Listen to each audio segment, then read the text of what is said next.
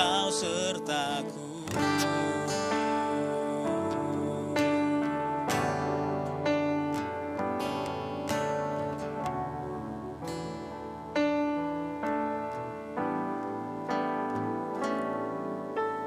Engkaulah kekuatanku,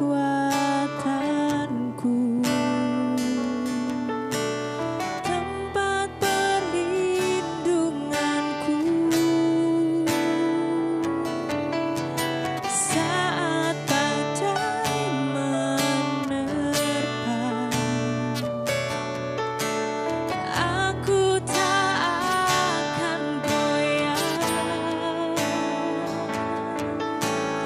aku tak akan goyah, sebab Kau sertaku.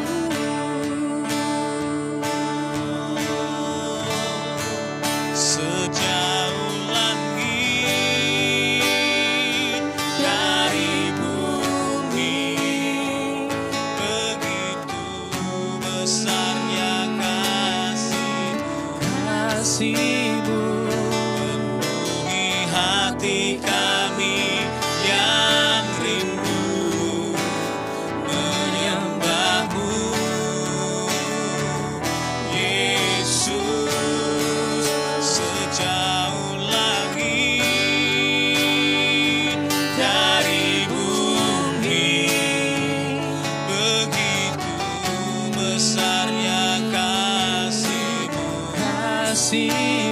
Kaulah Tuhan, kekuatanku, sukacitaku.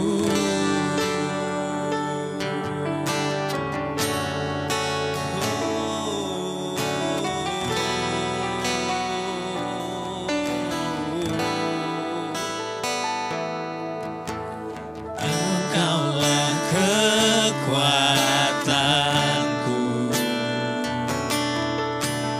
tempat perlindunganku saat badai menerpa. Aku tak akan goyah, aku tak akan goyah, sebab Kau sertaku.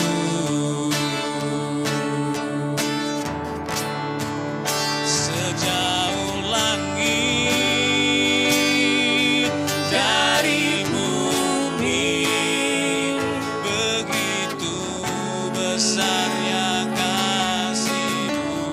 kasih-Mu, penuhi hati kami yang rindu menyembah-Mu, Yesus. Sejauh langit dari bumi, begitu besarnya kasih-Mu. Kaulah Tuhan, kekuatanku, sukacitaku.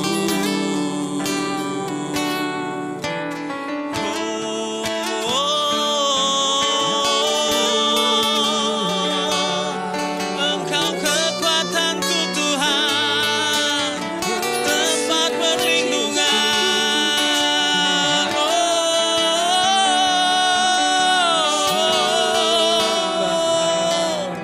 Haleluya. Terima kasih Tuhan.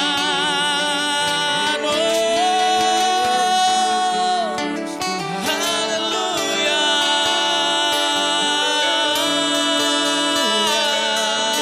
Jesus, Engkau perlindunganku Tuhan.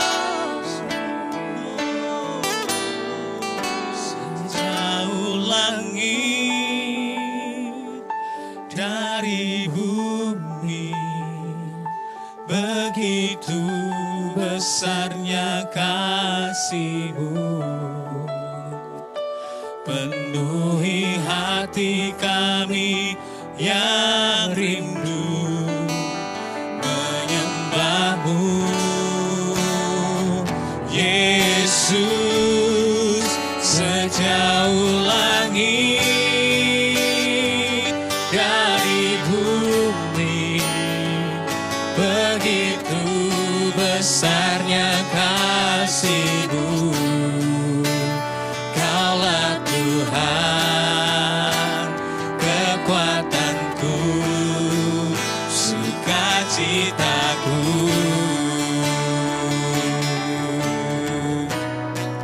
Sejauh langit dari bumi, begitu besarnya kasih-Mu.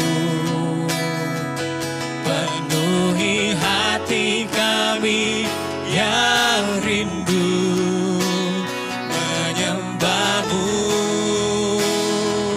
Yesus, sejauh langit dari bumi, begitu besarnya kasih-Mu. Kaulah Tuhan, kekuatanku, sukacitaku.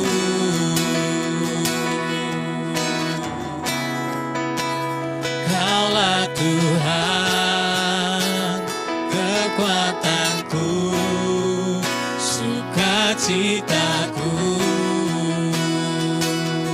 Hanya Kau Tuhan, Kaulah Tuhan, kekuatanku, sukacitaku. Selamat malam Bapak-Bapak, Ibu-Ibu dan Saudara-saudara sekalian. Malam hari ini tanpa terasa kita sudah sampai pada hari terakhir dari tahun 2022. Dan sebagai renungan firman Tuhan, kita akan mendengar pembacaan dari Kejadian pasal 28 ayat yang ke-10. Maka Yakub berangkat dari Berseba dan pergi ke Haran. Nah, saya mau sampaikan kepada saudara latar belakang dari ayat ini. Yakub diperhadapkan dengan sebuah pilihan. Apakah dia akan tetap ada dalam rumah orang tuanya, tetapi mendapat ancaman dari pedang Esau? Atau dia akan melarikan diri pergi ke Haran? Tentu perjalanan menuju ke Haran bukan perjalanan yang mudah. Di sana ada binatang-binatang buas yang bisa menanti, memangsanya. Di sana ada penyamun-penyamun yang bisa menghajar dia. Jadi Yakub diperhadapkan dengan dua pilihan. Ini sama-sama pilihan yang tidak baik. Kadang-kadang kita mudah ketika memilih antara yang baik dan yang jelek. Tetapi ketika kita harus memilih di antara yang buruk dan yang buruk, tentu kita perlu hikmat dari Tuhan untuk kita menemukan jawaban yang tepat di antara pilihan itu. Yakub telah mengambil sebuah keputusan. Apa itu keputusannya?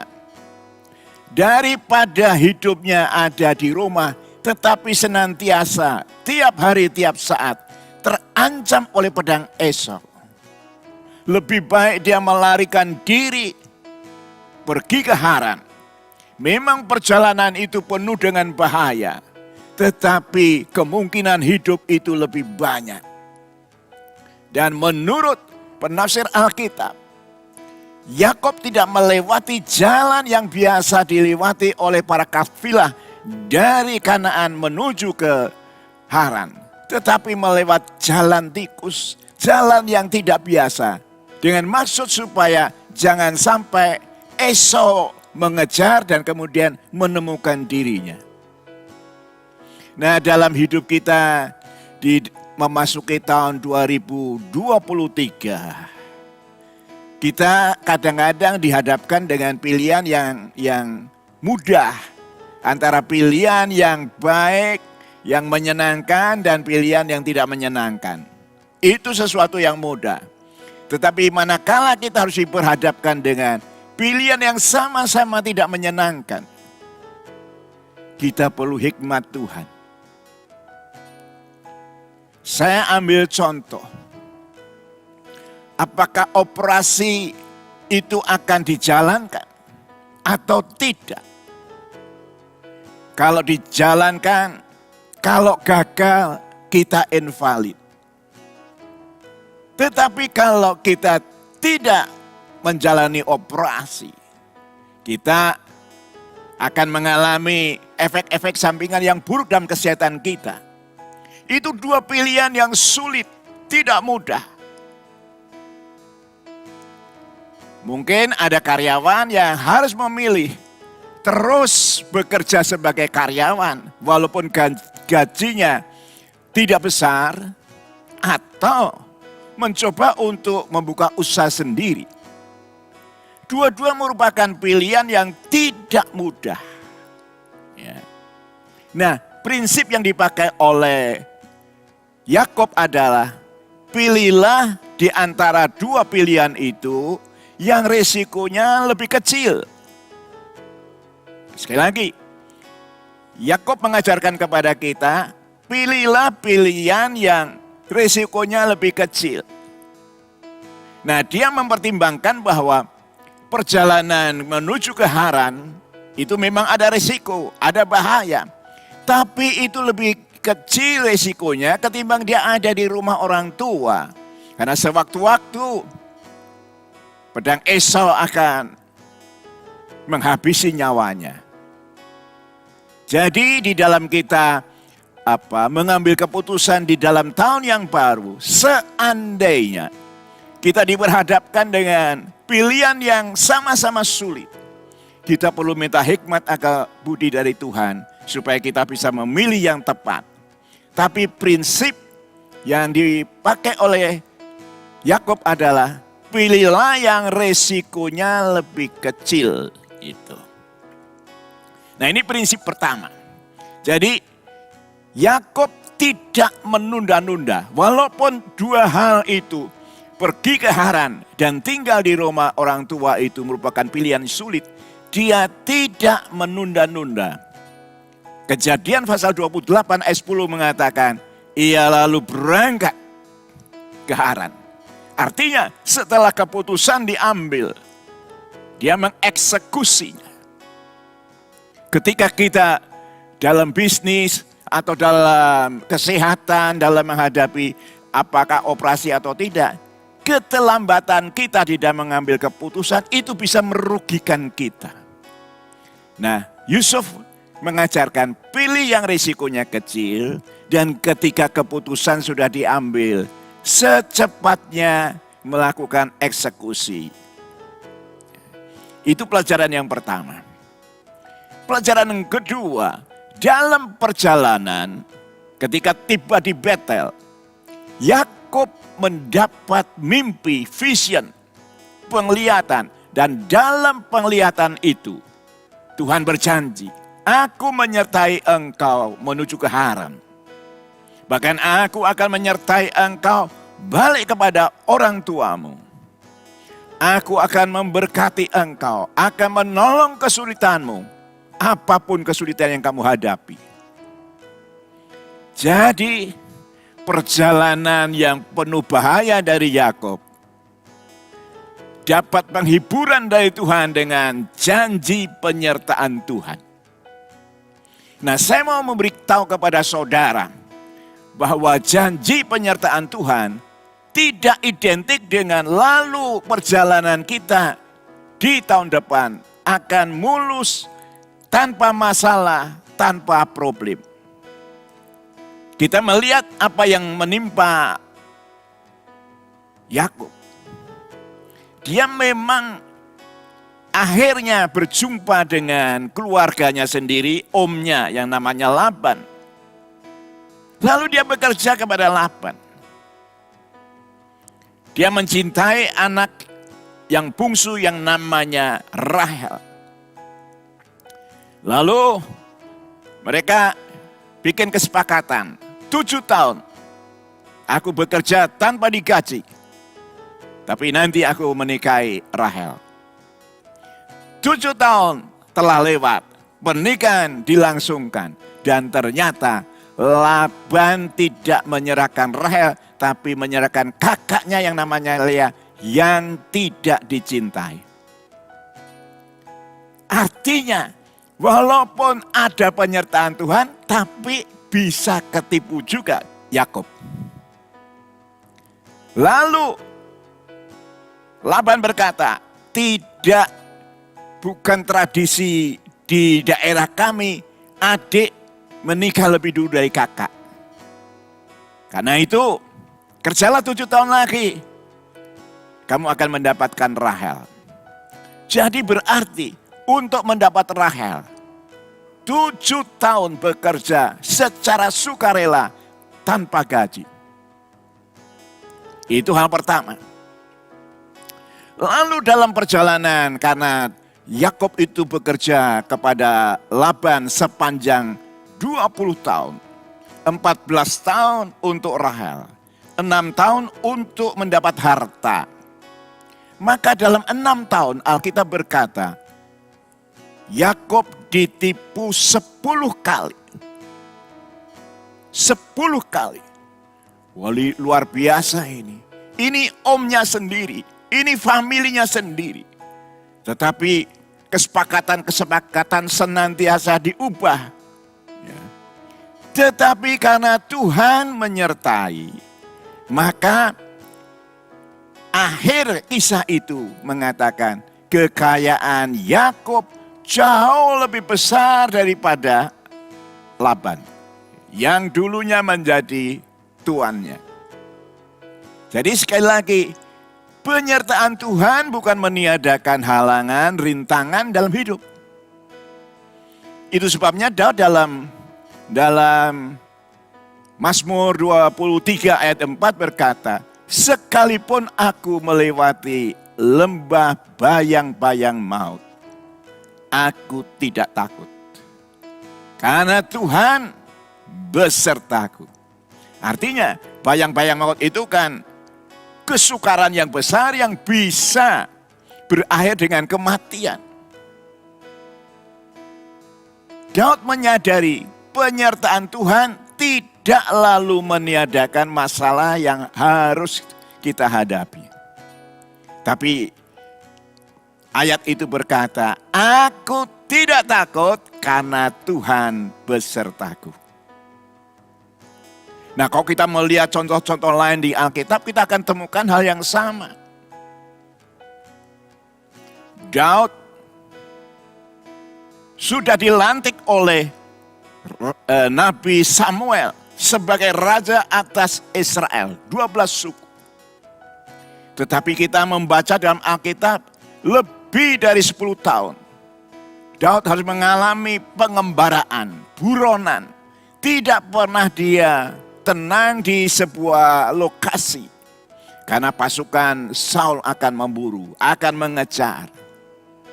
Bahkan Alkitab mengatakan hampir tertangkap, tetapi karena Tuhan menyertai, dilepaskan. Memang tidak secepatnya, tetapi lewat perjalanan pergumulan yang sulit sepanjang lebih dari 10 tahun, baru kerajaan itu didapat oleh Daud.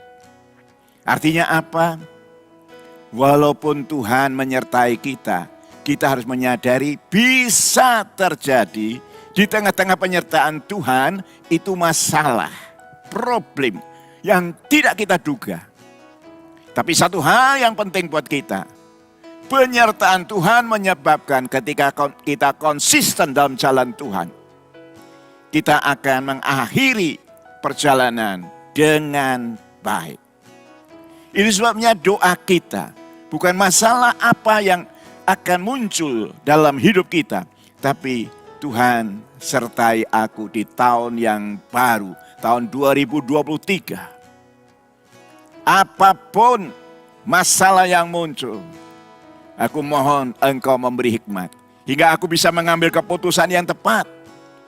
Dan seandainya sudah mengambil keputusan yang tepat, masih ada kesulitan, masih ada rintangan, masih ada problem.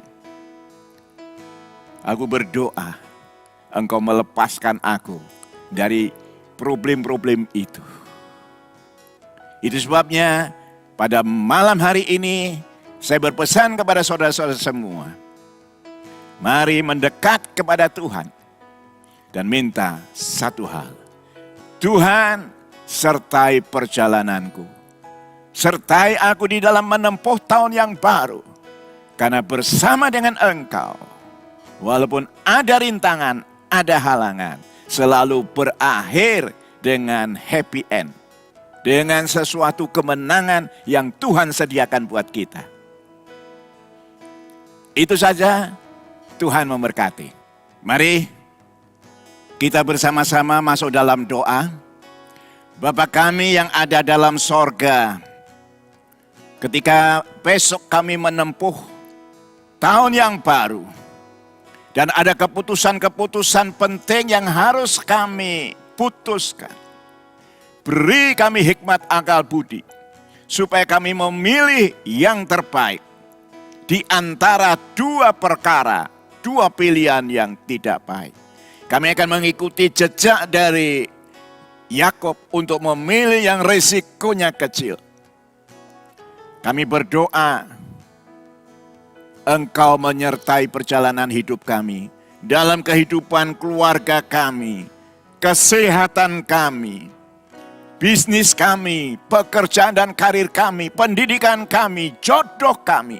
Dalam semua yang kami butuhkan, penyertaan Tuhan menyertai kami semua. Hingga tahun 2023, kami boleh mengalami kedahsyatan Tuhan dalam hidup kami masing-masing. Terima kasih Tuhan. Dalam nama Tuhan kami, Yesus Kristus, kami sudah berdoa. Amin. Aku takkan hari esok, namun langkahku tegak, bukan surya ku harapkan, karena surya kan lenyap. Oh tiada ku gelisah,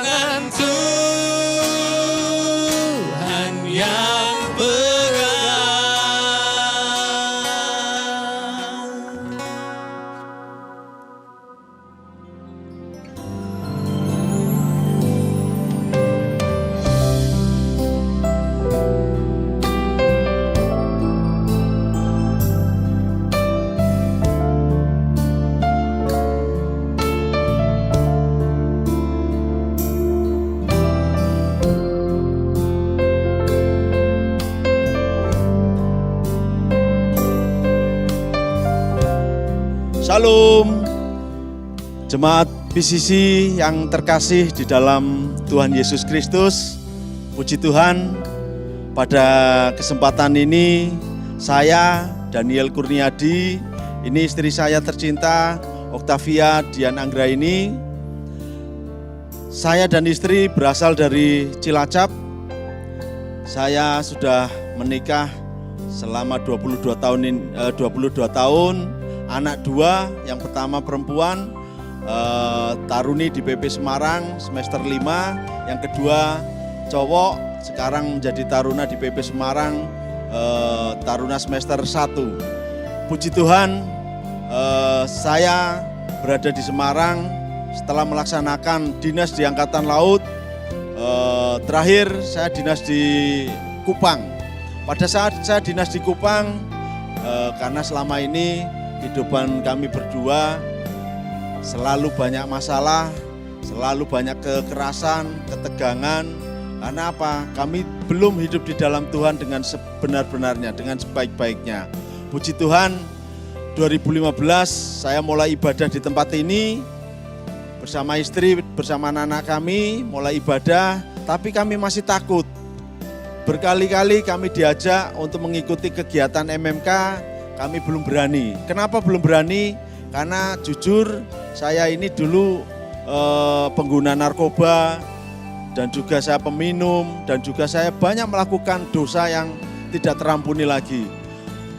Bahkan saya perokok berat, hampir setiap hari saya bisa merokok 3 bungkus. Saya diajak MMK di tahun 2022 oleh Bapak Gembala yang ada di sini. Terima kasih. Kami tadinya merasa takut, apakah saya bisa? Karena saya yakin bahwa di gereja GPDI ini tidak boleh merokok. Ya, tubuh harus benar-benar bersih, harus sehat. Sementara saya perokok berat, apakah saya mampu nanti kalau saya harus berhenti merokok?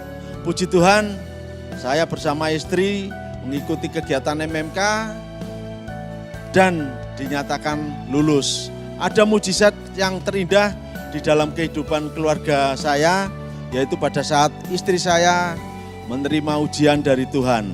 Silahkan Mama. Berawal dari saya sakit, keluarga kami diubah untuk lebih dekat dengan Tuhan. Saya waktu itu, saya ingat masih itu tanggal 15 Desember dini hari. Saya asam lambung naik. Saya sempat kritis saat itu dan dibilang mungkin sudah meninggal karena mulut ini sudah ngunci, sudah tidak bisa dibuka, dan saya sudah lemas, sudah tidak dengar apa, hanya mendengar suara anak-anak teriak, mama bangun dulu, mama bangun dulu. Dalam hati saya terus berdoa, Tuhan tolong Tuhan, saya belum siap untuk meninggalkan mereka Tuhan, untuk meninggalkan anak-anak dan suami saya. Tolong Tuhan, tolong beri saya mujizat Tuhan, tolong selamatkan saya. Dan mujizat itu benar-benar terjadi. Tuhan selamatkan saya. Saya diselamatkan dan saya masih bisa masih diberi kesehatan. Terus waktu itu saya punya miom. Waktu itu saya dioperasi sekalian. Miom itu sudah besar sekali, seukuran pepaya. Setelah operasi, ternyata saya 3 hari setelah operasi miom, saya nggak bisa buang air dan nggak bisa kentut. Akhirnya dicek ulang lagi, ternyata ada infeksi dan kebocoran usus di usus besar. Akhirnya secepatnya harus dioperasi untuk usus itu dipotong yang infeksi. Setelah itu saya harus buang air memakai kantong selama kurang lebih 5 bulan. Setelah itu 5 bulan kemudian saya operasi untuk menormalkan kembali. Dan itu pun dokter bilang, Ibu, ini saya enggak berjanji ya kalau Ibu nanti bisa hidup normal kembali. Karena itu kan usus yang dipotong itu lumayan panjang. Nanti kalau saya sambung di dalam itu bisa, ibu bisa normal. Tapi kalau enggak cukup ususnya disambung, berarti ibu harus seumur hidup pakai kantong. Saya dalam hati selalu berdoa, Tuhan, saya yakin Engkau sudah berikan saya 2 kali mujizat. Saya bisa selamat, saya bisa seperti ini karena rencana Tuhan. Akhirnya operasi, kemudian saya dioperasi dan puji Tuhan, saya bisa normal kembali dan sehat kembali sampai saat ini. Amin. Terima kasih saya mengucapkan kepada Gembala Tuhan PCC Pak Hari, dan ada satu lagi, mohon maaf kami lupa, beliau datang ke rumah sakit mendoakan istri kami yang saat itu akan melaksanakan operasi, dan betul-betul doa itu terjawab. Tuhan memberikan mujizat, memberikan panjang umur kepada istri kami. Setelah istri kami dinyatakan sehat sampai dengan saat ini, puji Tuhan, kami langsung mengambil sikap untuk mendaftar MMK. Setelah kami mengikuti MMK, ada kegiatan CG di Bandungan pada tanggal 13 Agustus. Di situ saya bersama istri dan anak melaksanakan pelepasan dosa-dosa yang ada di dalam kehidupan rumah tangga kami, di dalam tubuh kami. Kami yakin dan percaya saat itu kami tidak layak dan tidak pantas hadir di dalam doa-doa kepada Tuhan. Karena apa? Tubuh kami ini sudah sangat kotor. Maka dari itu pada saat pelepasan kami bersyukur sampai detik ini saya sudah merasakan bahwa saya sudah melepaskan diri dari narkoba, dari rokok, dari miras dan sebagainya. Puji Tuhan, sampai detik ini saya sudah tidak merokok lagi, hidup saya semakin sehat, kehidupan keluarga saya semakin sejahtera, Tuhan selalu hadir di dalam kehidupan kami. Terima kasih Tuhan, kami berharap di tahun 2023 semua jemaat PCC kita ambil keputusan, jangan pernah takut. Undang Roh Kudus di dalam kehidupan kita, undang dalam kehidupan sehari-hari, di dalam doa, di dalam langkah kita. Roh Kudus hadir di dalam kehidupan kita, pasti kita akan diselamatkan, kita akan dimenangkan. Terima kasih, Tuhan memberkati, salam. Selamat tahun baru, Tuhan memberkati.